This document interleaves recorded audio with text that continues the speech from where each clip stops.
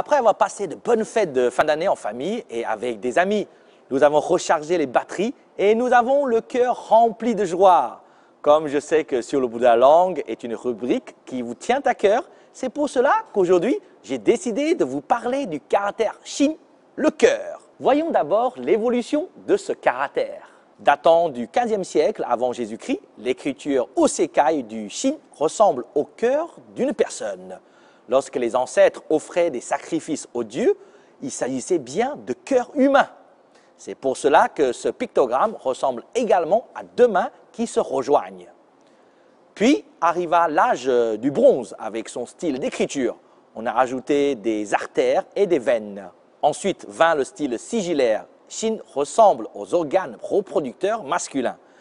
En effet, à l'époque des royaumes combattants, 5e siècle avant Jésus-Christ, la culture patriarcale prévalait et les clans patriarcaux poussaient les gens à adorer les symboles et les totems représentant la reproduction. Enfin, le style régulier datant de la dynastie Han fixe l'écriture de ce caractère épuré qu'on connaît aujourd'hui. Nos ancêtres croyaient que le cœur était l'organe de la pensée, c'est pourquoi les mots tels que pensée, 思想 et sentiment, 感情, comprennent également le caractère Shin, ou plutôt la clé Shin pour les sinophones.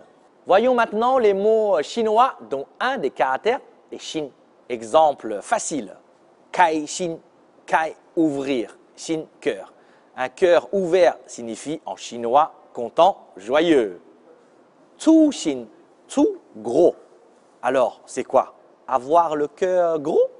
Pas du tout. Tsu Shin est un adjectif qui veut dire négligent, inattentif. Question, comment dit-on en chinois méticuleux, attentif, minutieux? Avez-vous deviné? Eh oui, c'est Xi Xin, Xi, masse, fin. Une autre devinette, si je vous dis Re Xin, Re, chaud, ça vous fait chaud au cœur? Re Xin se traduit par chaleureux, serviable. Je suppose que vous avez déjà entendu Xiao Xin, Xiao, petit. Quand on vous dit petit cœur en chinois, c'est pour vous demander de faire attention. C'est pas comme en français, dans le sens de mon petit cœur. D'ailleurs, en chinois, on dit Xin Kan pour dire mon amour. On associe le cœur Xin et le Kan foi. Eh bien, comme quoi, le cœur ne suffit pas toujours. Et si je vous demande de poser votre cœur, Fang Xin, Fang, poser, le feriez-vous? Justement, Fang Xin, ça veut dire ne vous inquiétez pas. En revanche, il ne faut pas souvent porter sur l'épaule votre cœur. Tan Xin, Tan, porter sur l'épaule. Car Tan Xin a le sens de s'inquiéter, se soucier de quelque chose. Et il ne faut ni avoir le cœur gris, ni avoir le cœur noir. Hui Xin, Hui, gris. Hui Xin signifie être découragé, abattu.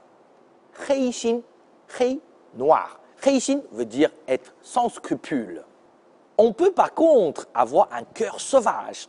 Ye Xin, Ye, sauvage. Ye Xin est utilisé pour exprimer l'ambition. Allez, un dernier mot pour la route. Xin Li, Xin, cœur. Li, mental, raison. À votre avis, cela veut dire quoi? Cœur de raison? Raison de cœur? Comme a écrit Blaise Pascal dans ses pensées, le cœur a ses raisons que la raison ne connaît point. En chinois, quand le cœur et la raison se rencontrent, c'est bien une histoire de psychologie. Et oui, Xin Li, ça veut dire psychologie. Ça fait cogiter, n'est-ce pas? Voilà, c'est tout pour aujourd'hui. J'espère avoir gagné votre cœur. Si vous connaissez d'autres expressions, n'hésitez pas à les partager en commentaire.